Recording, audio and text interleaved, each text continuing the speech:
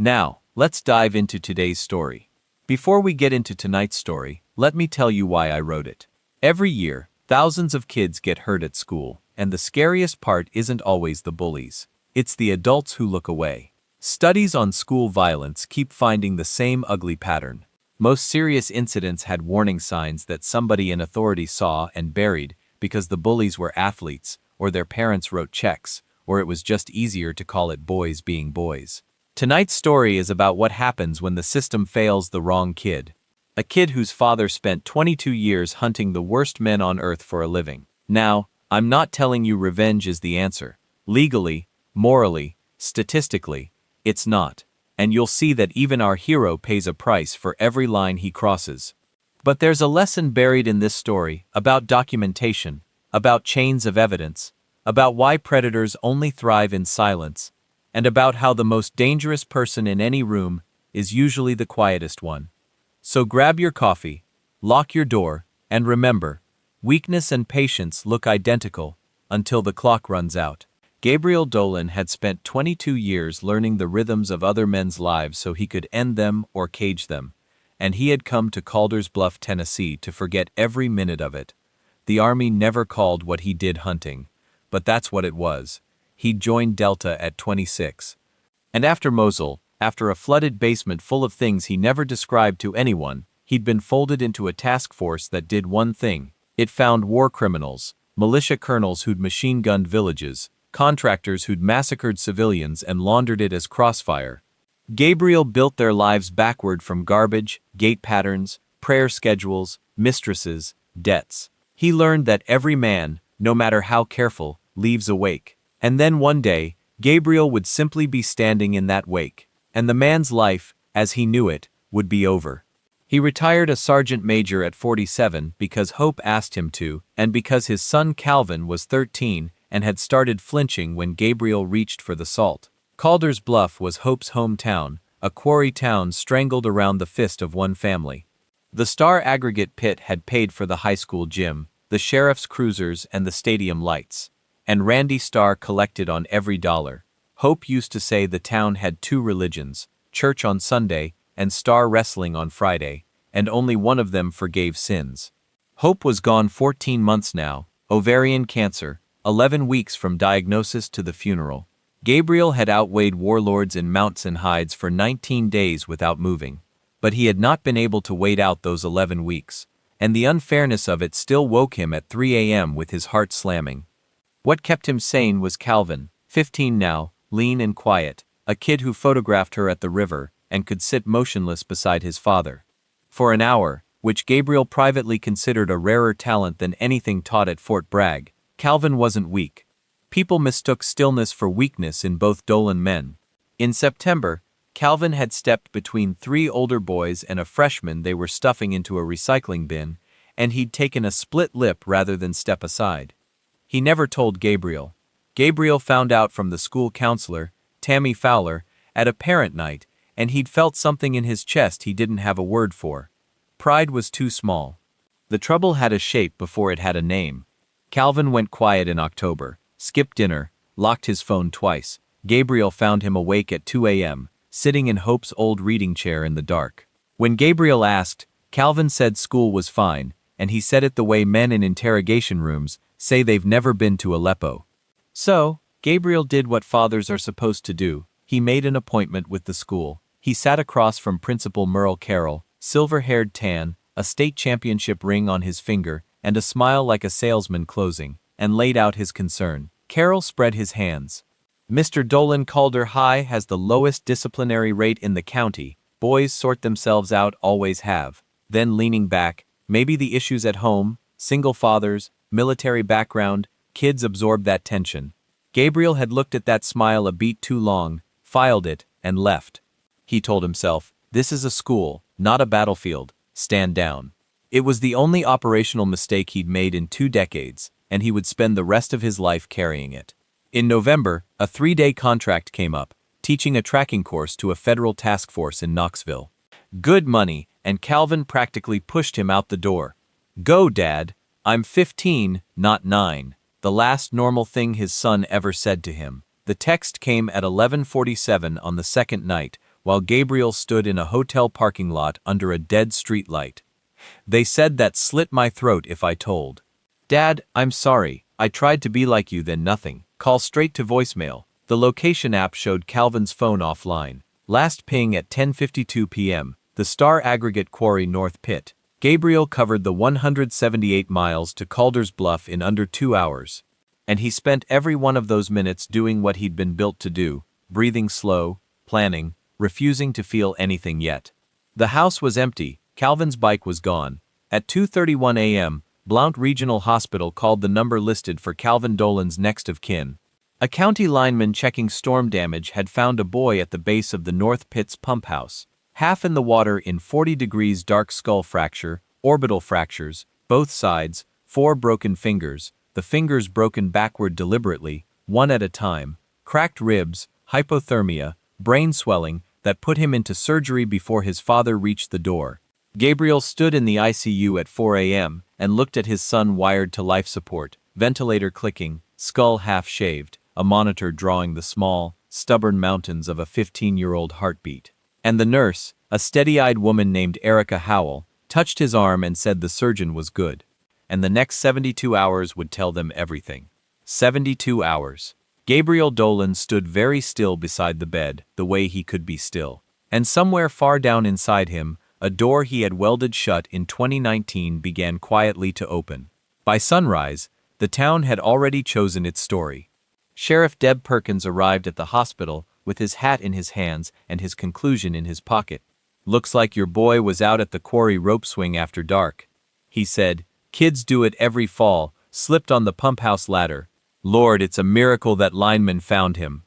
He texted me that someone threatened to slit his throat," Gabriel said 55 minutes before his phone went dark at that quarry. Perkins's jaw worked. Kids exaggerate. Could be about anything. Video games. His fingers were broken backwards. Sheriff one at a time. Falls. "Don't do that. I'll have somebody look into it." Perkins put his hat on, which in Calder's Bluff meant the looking was over. Gabriel didn't argue. 22 years of interviews had taught him that a lying man tells you more than an honest one. And Perkins had just told him plenty. The sheriff already knew the names and his job was to make sure Gabriel never did. Gabriel noted the Star Aggregate sticker on the cruiser's bumper. Half the department's vehicles were donated and said, "Thank you for coming." In a voice so calm, Perkins glanced back twice on his way out that afternoon. Because procedure mattered and because he wanted the refusal on record, Gabriel went to the school. Merle Carroll received him in an office wallpapered with team photos. 2 decades of Calder Pit Vipers wrestling squads, and in half of them 6 current faces Gabriel didn't yet have names for. Carroll didn't stand. He let Gabriel speak, the text, the quarry, the deliberate injuries, and the whole time something glittered in the principal's eyes that wasn't sympathy, it was appetite. A man watching a meal he'd ordered finally arrive. "Terrible thing," Carroll said, "but I'll tell you what I see since nobody else will." He laced his fingers behind his head. "I see a boy who couldn't handle this school. I couldn't handle losing his mama. Went out to that quarry at night doing God knows what." And then Merle Carroll chuckled, actually chuckled, a low, comfortable sound, and said, "Your boy's weak, just like you, soldier." The word soldier sat in the air between them like a fingerprint. Gabriel had never told this man he was a soldier, not at parent night, not in October. His file said federal contractor retired. Gabriel looked at Merle Carroll for 3 full seconds. Then he nodded once slowly, turned, and walked out. Behind him, he heard the chuckle again, fainter, satisfied. In the parking lot, a woman was waiting by his truck, hugging a folder like it might bolt. "Tammy Fowler, the counselor. I'll lose my job for this," she said, and handed it over anyway. "Calvin came to me 2 weeks ago. He was shaking. He said there's a thing the wrestlers run at the quarry called Pit Night Initiations. He said in September they took a girl out there, Nikki Sodto, and what they did to her, and he said he had it on his phone and he didn't know what to do because of who their fathers are." Her eyes were wet and furious. "I filed a report. Carroll pulled it the same day, told me Calvin was a troubled kid making up stories for attention, and if I escalated it, he'd document me as the unstable one. Yesterday, my report disappeared from the system. The whole file." "Who are they?" Gabriel asked quietly. "The wrestlers." She gave him 6 names like she was handing over live grenades. "Ricky Starr, Devin Dixon, Juan Guerrero, Gene Phillips, Felipe Price, Tim Forbes, the sons respectively of the quarry, the car dealership, the concrete company, the gun shop, the bar that held the sheriff's bar tab, and the insurance agency that held everyone's mortgages, the town and 6 boys. That night, in his garage with the lights off, Gabriel Dolan did something he hadn't done since retirement. He took down the long roll of butcher paper, taped it across the wall, and began to build target packages. He worked the way the task force had taught him: pattern of life first, vulnerability second, intentions last. By dawn, he had the boys' class schedules, practice times, social accounts, vehicles, girlfriends, the trail network where Dixon and Phillips raced dirt bikes on Sunday nights, the river dock where Guerrero and Price drank on Fridays, the gym hours Ricky Starr kept alone because the king lifts alone. He learned that Tim Forbes had deleted every photo of himself with the others in the past 48 hours, which told him Forbes was the cracked tile in the floor, and he kept circling back in red marker to one anomaly that didn't fit any of it. How does Carol know what I was? At the hospital, Erica Howell let him sit past visiting hours. Gabriel held his son's hand, the unbroken one, and spoke to him in the low, even voice he'd once used to talk a wounded teammate through a 9-hour exfil. He told Calvin about the Harand. He told him that being still was not the same as being weak, and the people who couldn't tell the difference were about to receive an education. 72 hours. The doctors kept saying the next 72 hours will tell us everything. Gabriel decided the number worked both ways. Calvin's phone was at the bottom of the North Pit or in a Bully's Creekside burn barrel, but Calvin's phone had never been the point. 2 years ago, in the last good summer, Hope had set up the family's shared backup account, and she'd made a ritual of the password, the date the 3 of them got caught in a thunderstorm on the Ron Highlands, and laughed until they couldn't Tiber, plus the name Calvin gave the heron that stalked their campsite. "Nobody outside this tent will ever guess it," she'd said. Gabriel sat in Calvin's room on Calvin's old cracked tablet, typed the storm and the heron, and his dead wife let him in. The phone had synced at 10:51 p.m., 1 minute before it died. The last video was 4 minutes 19 seconds long. Gabriel watched it once all the way through, motionless. Then he watched it again the way he'd watched drone feeds of atrocities cataloging. September night, the pump house at the North Pit, lit by truck headlights, 6 boys in wrestling hoodies. A freshman named in the comments as the recruit on his knees on the dock, sobbing while Ricky Starr held his head under the black water and counted to 30 in a bored voice, and the others laughed and filmed on their own phones. Then the camera swung. Calvin had been hidden in the tree. You could hear his breathing shaking the microphone, and found Nikki Sodto 16 being dragged to the pump house door by Guerrero and Price because Ricky announced snitches sleep in the cold tank. They padlocked her in her screaming through the steel went on under everything else. And then a phone on speaker, propped on a truck hood, and a voice Gabriel now knew well. Warm, amused administrative, "Boys, wrap it up by 11 o'clock. And Ricky, your daddy says the Sodto girl's mother got her hours cut at the plant today. She'll understand the situation. Make sure the girl does too." Merle Carroll, coordinating, comfortable, practiced. The video ended with a branch snapping, the camera whipping, and Ricky Starr's voice suddenly closed. "Who's out there?" 2 weeks later, Calvin had gone to Tammy Fowler. 2 weeks after that, 6 boys had lured or taken him to that same dock and broken his fingers backward one at a time, the fingers of the hand that held the camera, and caved in the face that had seen, and left him in the water they baptized their victims in. Gabriel sat in the dark for a long time. Then he opened his old case files, the personal encrypted archive every hunter keeps and no regulation ever finds, and typed the name Carroll. It was there in 90 seconds. Raymond Ray Carroll, former contractor, Vantage Solutions Group, Mosul 2017. 17 civilians dead at a checkpoint. Written up as Insurgent Crossfire until a quiet sergeant major spent 8 months reconstructing the convoy. Zest route from cell tower data of Baker's testimony and shell casings. The man had been too arrogant to police. Gabriel's affidavit ran 41 pages. Ray Carroll got 30 years in Leavenworth. And on the courthouse steps his older brother, silver-haired, tan, a salesman's smile, had looked at Gabriel and mouthed something the marshals hadn't let him finish. Merle Carroll had taken the principal job in Calder's Bluff 3 years ago, 8 months after Hope Dolan's obituary ran in the county paper. The obituary that mentioned her surviving husband, Gabriel, U.S. Army, retired, and the hometown they'd be returning to. It hadn't been bullying. It had never been bullying. It was a man who couldn't touch a Delta sergeant major. So he had spent 3 years grooming a pack of entitled, violent boys, aiming them like a weapon system, and waiting for the soldiers' quiet son to wander into range. "Your boy's weak, just like you, soldier." It was a confession. He'd wanted Gabriel to know that was the meal he'd been savoring. At 9 p.m., Calvin's monitors went into a flurry. Pressure spike, alarms, a crash team. Gabriel pressed against the glass with his palm flat on it. They stabilized him. At 9:40, the neurosurgeon came out gray-faced and honest. "He's fighting, but I won't lie to you." The next 3 days decided. Gabriel walked to the window at the end of the ICU corridor. Below, Calder's Bluff glittered, small and certain of itself. Somewhere down there, 6 boys were sleeping fine, and a principal was pouring a scotch, and a sheriff was filing a 1-paragraph report about a rope swing.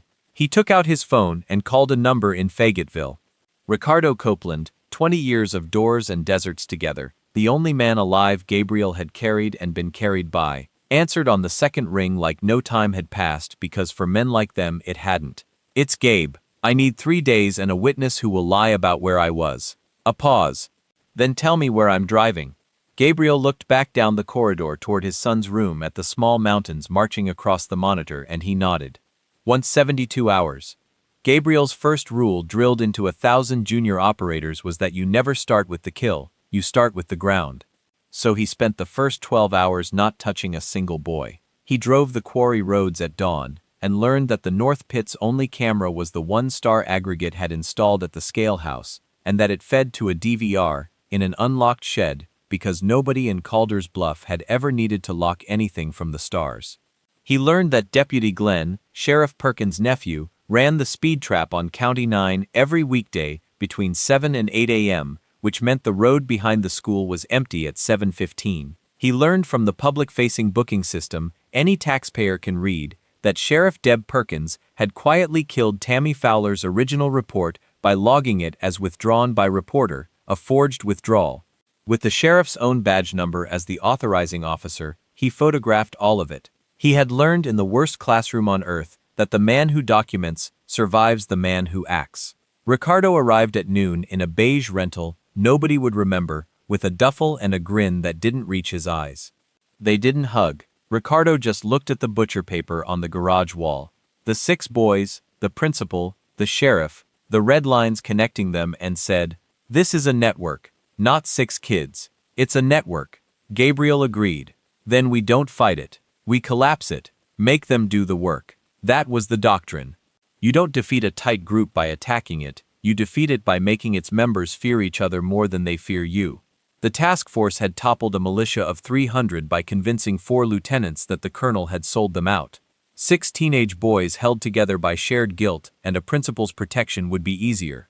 Guilt is the most flammable thing there is. Tim Forbes was the crack. Gabriel had marked him on night 1. The boy deleting photos. The boy whose father sold guns, and whose conscience therefore came with a body count he'd been raised to ignore. Forbes worked Tuesday and Thursday evenings alone at the gun shop counter. On Tuesday at 6 p.m., a stranger in a quarry company cap set a manila envelope on that counter, said nothing, and left inside. A single still from the video. Tim Forbes lit by headlights laughing as Nikki Soda was dragged to the pump house, and one printed line.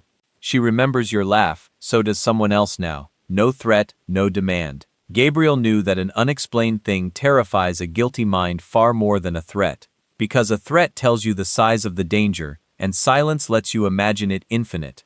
By Wednesday morning, Tim Forbes had texted the group 5 times asking who else got something, and gotten no answers because Gabriel had sent only 1 envelope. The boy who thinks he's the only one being hunted starts looking at the others as the ones who gave him up.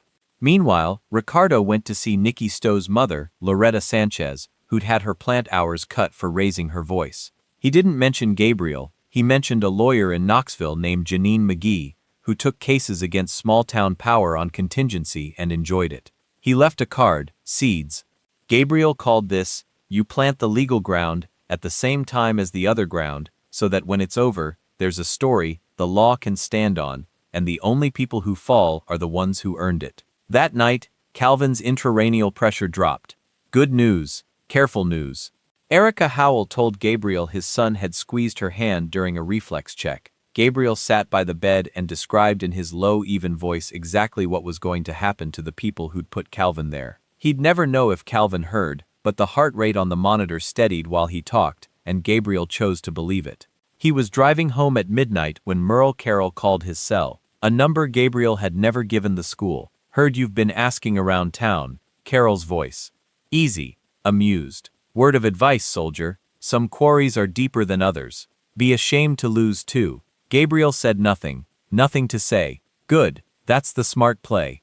You're a smart, weak man, just like your boy. The chuckle. Go home, bury whatever you have to bury. Calder's bluff takes care of its own. Gabriel let the silence stretch until even Carroll felt it. Then he said quietly, Ray says hello. The line went dead so fast it clicked. Gabriel almost smiled. Now he knows. I know. Now he'll move, and a man who moves leaves a wake. Carroll moved exactly as predicted, which is the only kind of enemy worth having. Thursday, the principal called an emergency assembly and announced a memorial fund for our injured student, draping himself in the very tragedy he'd engineered. He had Ricky Starr stand up. Ricky the King jaw clenched into something the town read as grief and say a few words about praying for Calvin. Gabriel watched the live stream from his truck and noted which boys couldn't look at the camera. Forbes stared at the floor. Price's leg jack hammered. The network was already vibrating. Then Carroll made his real move. He went to Sheriff Perkins, and Perkins that afternoon drove to the hospital and informed Gabriel that concerns had been raised that a single father with a military trauma background and a dead wife might not be a stable guardian, and that the county was opening a welfare review of Calvin's custody arrangement for the boy's protection. Translation: they were going to take Calvin, strip Gabriel of standing, make him a destabilized veteran instead of a grieving father, and bury the only witness to pit night inside a system the Stars owned. It was a good move. It was the move of men who'd always won this way.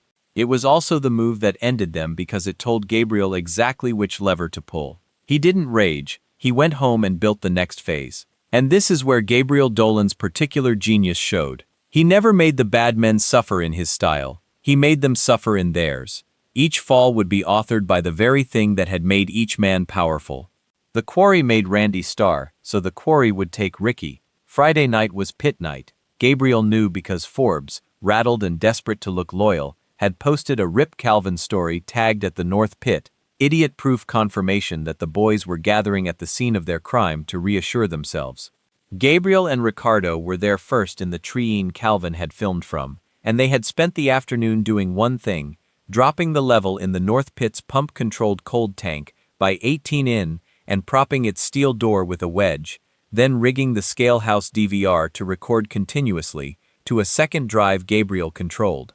They touched none of the boys, they only arranged the ground. The six arrived with a case of beer and a portable speaker. They were loud, ugly, immortal. Ricky Starr, drunk and grieving the way a killer grieves performing it, climbed onto the rim of the cold tank to give a toast to the snitches who can't swim, and put his foot exactly where Gabriel had known a drunk performing king would put it, on the wet steel lip 18, in higher than his body expected the water to be. Gabriel did not push him. He would say that for the rest of his life, and it would be true. Ricky Starr's own swagger broke his own ankle when his own foot found nothing where he assumed solid footing, and he went into the cold tank his pack had once locked Nicky Sodto inside, and the wedge let the door swing shut behind the splash, and the others drunk, panicking. Filming, of course. Filming because that was the only response these boys had ever learned. To a person in the water could not get the rusted latch open, while Ricky screamed in the 40-degree dark, and Ricardo watched from the trees, motionless for 90 seconds. Long enough for the boys to taste exactly and personally what they'd done to a 16-year-old girl. Then Gabriel walked down in a Quarry Company cap, opened the latch in 4 seconds because he'd loosened it that afternoon, dragged a hypothermic, ankle-shattered Ricky Starr out by his hoodie, and said into the boy's purple face loud enough for the Scalehouse DVR's microphone, "Tell me who hurt the Dolan kid, and I'll call you an ambulance." Lie and I leave, and Ricky Starr, king of Calder's Bluff, freezing, certain he was dying, with 5 witnesses he'd never trust again, told him everything, every name, the order Carol gave them, the text from Ricky's own father Randy, that Reed handled the situation, the soldier's brat saw too much. All of it recorded on Star Aggregate's own camera. Then Gabriel called the ambulance. He always called the ambulance. That was the line, and he never crossed it. And that distinction was the whole difference between him and the men he hunted. And he knew it, and it was the only thing that let him sleep. Ricky Starr arrived at Blount Regional at 11:50 p.m. with a shattered ankle, hypothermia, and pneumonia setting into both lungs. Placed by the night charge nurse Erica Howell with a small private satisfaction in the ICU bed directly across from Calvin Dolan's one down. 72 hours had 30 left. The other 5 fell in 11 hours, each in his father's own coin, and Gabriel never laid a hand on a single one. Devin Dixon's father owned the dealership, and Devin had been quietly selling weed out of the loaner cars on the back lot. Gabriel had this from the pattern of life, the regular customers. The burner phone Devin thought was clever. Gabriel didn't touch Devin. He mailed an anonymous, perfectly accurate evidence-attached tip to the one DEA field office Sheriff Perkins couldn't reach. Time to land Saturday morning and let the law the Dixons had always dodged finally knock. Devin ran. Devin, panicking, took a loaner charger up the dirt bike trail. He and Phillips raced the trail Gabriel had marked on night 1 at 80 in the dark and put it into the same culvert the boys had dared each other over for years. Broken pelvis, broken jaw, ICU, the dealership's own muscle car, the trail's own dare, the father's own arrogance that no Dixon would ever face consequences. Blount Regional, 3 doors from Calvin. Gene Phillips's father ran the concrete plant and had raised a boy who believed his fists were the answer to fear.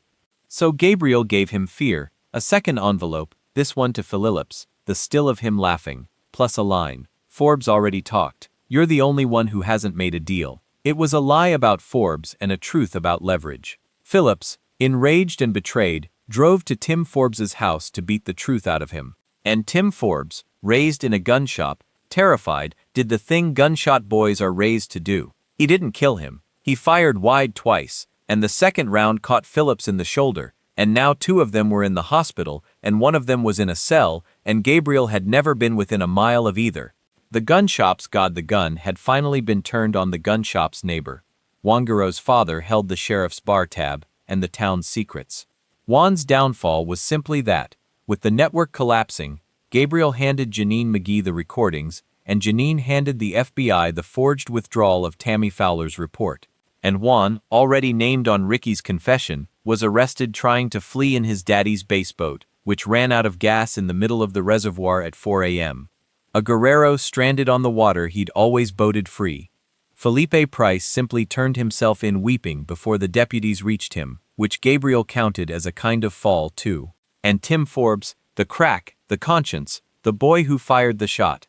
Gabriel made one phone call to not a threat. He said, "You're the only one of the 6 who can choose what you are after tonight. The DA in Knoxville is named Stacy Mahoney. Call her before sunrise and tell her everything.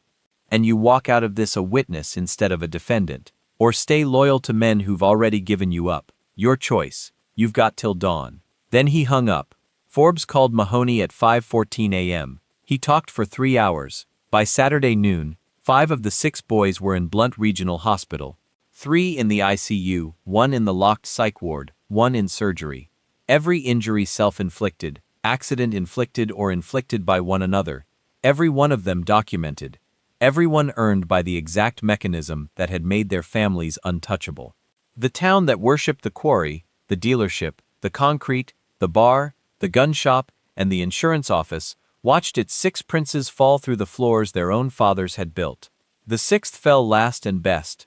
Merle Carroll watched it happen from his office, and Gabriel knew the moment the principal understood, because Carroll did what cornered men do. He ran for the records. He went to the school server that night to delete the original digital trail of Tammy Fowler's report, the only proof he'd buried it. But Tammy Fowler had given Gabriel her login on night 1, and Ricardo Copeland had spent his career inside networks that didn't want him there. The school server had been mirrored for 3 days. Every keystroke Carroll made deleting evidence was recorded, time-stamped, and forwarded live to DA Stacy Mahoney and to Janine McGee, who was at that moment standing in a federal building with a thick folder and a patient smile. Carol deleted the file at 9:47 p.m., exhaled and poured the scotch Gabriel had pictured. His phone rang. Unknown number, he answered out of habit. Ray says hello, Gabriel said and hung up. The fathers came on the third night exactly as the original threat had promised. Because men who have never lost cannot imagine that losing might be a thing that happens to them rather than something they do to others. It was Randy Starr who organized it. His son was in the ICU with pneumonia and a shattered ankle. His quarry's own camera was somewhere in the hands of a Knoxville DA. His name was on a recorded confession, and his 30-year empire was cracking like spring ice. He could not buy this away. The FBI didn't bank at his bank, and so he reverted to the oldest instrument, the powerful own. Violence applied directly in the dark with no witnesses. He gathered the two fathers who weren't yet in custody or hiding. Dolan's quarry. Forbes's gun shop turned against him, but Starr still had the Dixon money, and a hired man named Travis Key, who'd done time and owed the stars for the lawyer who'd kept it short. 3 men, 3 firearms, 3 a.m. They kicked in the door of the small house on Quarry Road, where the soldier slept, because the soldier was a grieving widower who'd spent his last 3 days at a hospital. And grieving widowers are easy. The door was easy. The house was empty. What Randy Starr never understood, what none of them understood, was that Gabriel Dolan had not slept in that house in 3 days, and that a man who spent 22 years anticipating ambushes does not stop simply because he's tired. He had known the threat the moment Carol spoke it on the phone, be ashamed to lose too. He had known they would come for him directly once the indirect plays failed. He had known the night because the third night was when Calvin's 72 hours ended, and the town would assume Gabriel would either be at a deathbed or a celebration, distracted either way. So, Gabriel had set the ground one last time. The house had cameras in every room, cheap, legal, motion-triggered, the kind any frightened single father buys, with timestamps no defense attorney could challenge. It had a single light left on a timer in the back bedroom to draw the eye. And it had Sheriff Deb Perkins' replacement, a state investigator named Calvin Lawson from the Tennessee Bureau of Investigation, whom Janine McGee and Don Mahoney had pulled in 2 days earlier on the forged report evidence, and who had been very, very interested to learn from Gabriel that the men under federal investigation might attempt to silence a witness at a predictable time and place. Randy Starr kicked in the door at 3:02 a.m. He racked a shotgun in the dark living room of an empty house and called Gabriel Dolan's name in a voice that had threatened 100 men into silence. Travis Key swept the kitchen with a pistol. Dixon covered the hall. The floodlights came on. Every exterior light Gabriel had wired to a single switch, plus the TBI's vehicle spots. A loudspeaker, Lawson's voice, calm and total. Armed law enforcement weapons down on the ground. Randy Starr made the last decision of his life as a free man. He turned toward the light with the shotgun because he had never in 60 years lowered anything for anyone, and a TBI tactical officer who had been watching 3 armed men break into a witness's home put 2 rounds into his chest. Travis Key dropped his pistol and his knees together. Dixon tried the back door and found Ricardo Copeland standing in it, unarmed, smiling, having politely waited the whole evening for exactly this. Gabriel watched it from the TBI command van a 1/4 mile up Quarry Road on a laptop fed by his own cameras and the Bureau's. Motionless the way he could be motionless, he felt no joy. He had hunted enough men to know that the wake doesn't bring anyone back. But he watched Randy Starr, the Quarry King, the man whose text had read handled the situation, go down on the floor of the house Hope had grown up 2 streets from, and he allowed himself one thing. He nodded. Once it started at the speed of all things that were only ever held up by fear. Randy Starr survived the 2 rounds. Gabriel was almost glad. Death would have been mercy, and a Starr in a wheelchair facing trial in the county he'd owned was the more exact justice. With the patriarch down and Travis Key talking inside an hour to save himself, the recordings authenticated. The school server logs timestamping Carol's deletions, Ricky's confession on Starr Aggregate's own camera, and Tim Forbes giving D. Stacy Mahoney 3 hours of names. The case stopped being a case and became an avalanche. Sheriff Deb Perkins was arrested for the forged withdrawal of Tammy Fowler's report, for the falsified rope swing incident report, and for obstruction. The badge number on the forgery was his own, the laziest signature of a man who'd never once been questioned. His nephew Glenn flipped on him by lunch. Janine McGee filed civil suit on behalf of Loretta and Nikki Sodto, and on behalf of Calvin Dolan, naming the school district, the sheriff's department, Star Aggregate, and every father, and the discovery she pulled cracked open 11 years of pit nights, other kids, other silences. A whole sediment of buried things the quarry town had poured concrete over, and Merle Carroll. Carroll's fall was the slowest, and Gabriel had designed it that way, because Carroll deserved to feel each floor give out beneath him, the way Calvin had felt his fingers go one at a time. The deletion logs alone were tampering, the recorded call coordinating pit night, Carroll's own warm administrative voice, Snitch's sleep in the cold tank, was conspiracy. But the thing that finished him was the thing he'd been proudest of, his cleverness about Gabriel's past.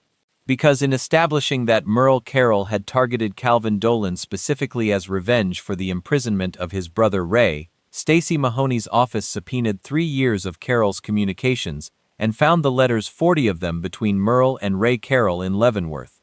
A patient-written dated conspiracy to destroy the family of the soldier who'd put Ray away. Find the boy, isolate the boy, let the town do it so your hands stay clean. Premeditation in a brother's own handwriting. Carroll had built his revenge to be invisible, untraceable, deniable. A principal who never touched a child, only aimed them. He'd been so proud of the architecture, and it was the architecture that hanged him, because a thing built that carefully leaves blueprints. And Gabriel Dolan had spent 22 years learning that the careful man is only the man who leaves a neater wake. Merle Carroll was arrested in his office beneath 2 decades of wrestling photos. He asked for his lawyer. He did not chuckle. Gabriel went to see him exactly once at the county jail through glass. He didn't gloat. Gloating was for men who weren't sure they'd won. He sat down, looked at Ray Carroll's brother for a long moment, and said only this. "You told me my boy was weak. He filmed 6 men and a coward principal committing a felony, knowing what they'd do to him if they found out. And he kept that file safe so it would outlive him if it had to. He's 15. You spent 3 years and your brother's whole prison sentence trying to break one quiet kid, and the kid beat you with a phone before I ever lifted a finger." Gabriel stood. "That's not weakness, Merle. You just never learned the difference. Neither did Ry. Tell him I said the affidavit's 42 pages this time." He left. Behind the glass, Merle Carroll said nothing at all, which was, Gabriel thought, the first honest thing the man had ever done. Calvin Dolan opened his eyes on the morning of the 4th day. The 72 hours had passed in the ICU, while the 72 hours had passed in the town, and Gabriel had lived both. And when his son's eyes found him confused, swollen alive, Gabriel Dolan, who had not wept at his wife's funeral because he'd been holding his son up, finally came apart quietly, with his forehead against the bed rail and his son's unbroken hand in both of his.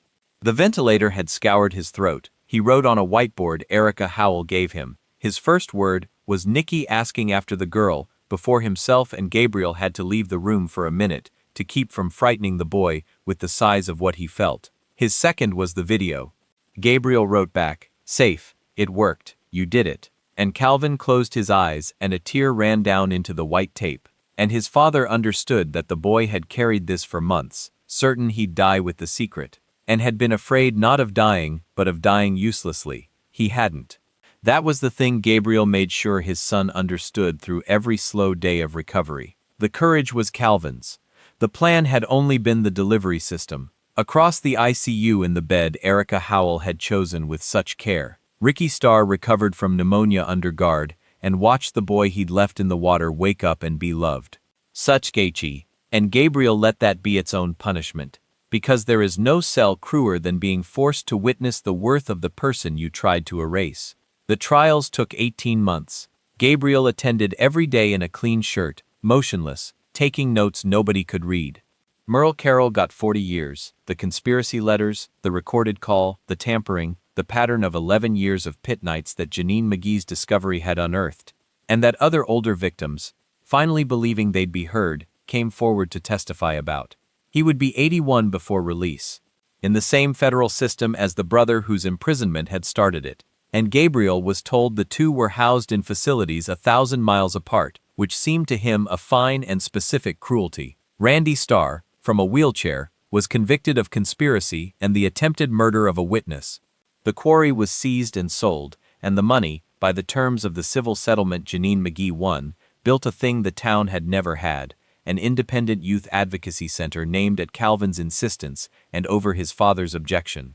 Not after Calvin, but after Nicky Sodto, who'd been locked in the cold and believed no one would come. Sheriff Perkins got 6 years. Travis Key testified and got out in 3. The 5 boys faced juvenile and adult charges in a tangle that took months. Ricky Starr, tried as an adult for what he'd done to Calvin on that dock, got the longest. Tim Forbes, who'd called the DA before sunrise, served 18 months in community supervision and became, Gabriel heard years later, a counselor for at-risk kids. The one boy who'd chosen when offered the choice to be something other than what he'd been aimed to be. Gabriel never forgave him, but he noted it the way he noted everything, and he found he didn't mind. People in Calder's Bluff asked Gabriel afterward how he'd done it, how one man had taken down 6 families in 72 hours. He told them the truth, which nobody believed, because the truth never sounds like enough. He hadn't done much of anything. He'd documented, he'd arranged a little ground, he'd made guilty men afraid of each other, and then waited for them to do to themselves what they'd spent their whole lives doing to everyone else. The quarry took the quarry's son, the gun took the gun shop's neighbor. The arrogance that no Starr, no Dixon, no Carroll could ever fall, that did all the rest. Gabriel Dolan had simply been standing in the wake. He sold the house on Quarry Road. He and Calvin moved to a place on the Ron Highlands, up where the storm had once caught Hope laughing. And Calvin, who walked with a slight hitch now, and whose right hand had a scar across the knuckles where the fingers had been set, went back to photographing her. He got good enough to sell prints. He testified at every trial in a voice that didn't shake, and afterward, he told his father that he understood now what stillness was for. On the first anniversary of the morning, Calvin woke up. The two of them sat on the porch and watched the light come up over the mountains, not talking for almost an hour, which Gabriel still considered the rarest talent he'd ever encountered in another human being. "You said something to me when I was out," Calvin said finally. "I don't remember the words. I remember the voice." Gabriel watched the light. "I told you being still isn't the same as being weak," he said, "and the people who can't tell the difference always find out." Eventually Calvin nodded once the exact economy of his father, and lifted his camera, and somewhere down by the water a heron rose slow and patient and entirely unbothered, and was gone. Nathan again. So what do we actually take from that? Besides the satisfaction of watching arrogant people fall downstairs they built themselves. A few real things first. The real hero of this story isn't the elite dad. It's documentation. Calvin survived as a case because he preserved evidence and backed it up somewhere nobody could delete it. And the town's entire power structure collapsed the moment a forged report and a recorded call existed, in a place the powerful couldn't touch. In the real world, you'll almost never have a special forces parent. But you can always do what Calvin and Tammy Fowler did. Write it down, date it, save it somewhere it outlasts you. Predators of every size, whether in a schoolyard or a boardroom, depend entirely on silence, and on records they alone control.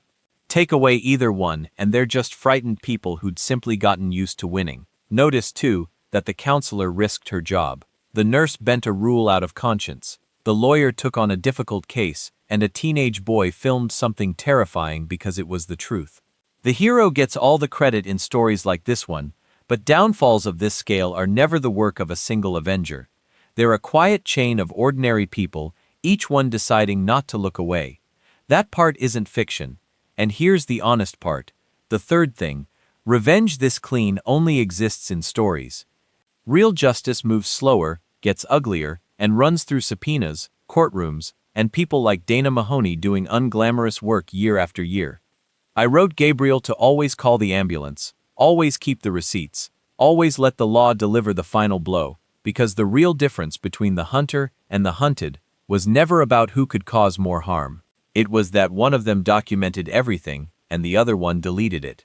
Be the one who documents, stay still if you have to, just don't mistake your own patience for weakness, and never assume the quiet person in the room has nothing saved on their phone. Sleep well, lock your door, and back up your files.